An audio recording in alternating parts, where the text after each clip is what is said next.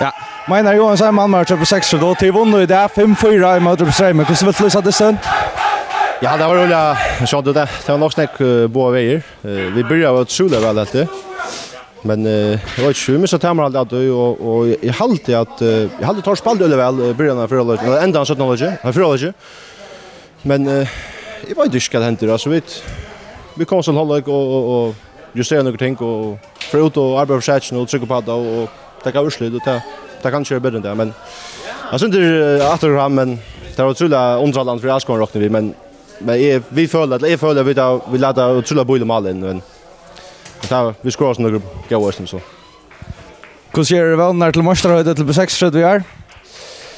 Ja, men alltså det är möjligt ner där alltså till rätt så är han här och vi hade vi trycker på det. Vi tar en ofantlig viktig dist nästa gång med Rabe eller nästa dist. Och tar de mista för och quitche så vi kör.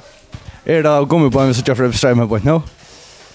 Det måste spela tar dem men det var det sa kanske synder Skinkland gjorde Sönderlodge men Frölodge men det så eller ända av Frölodge så var det öbo sant så jag vet inte.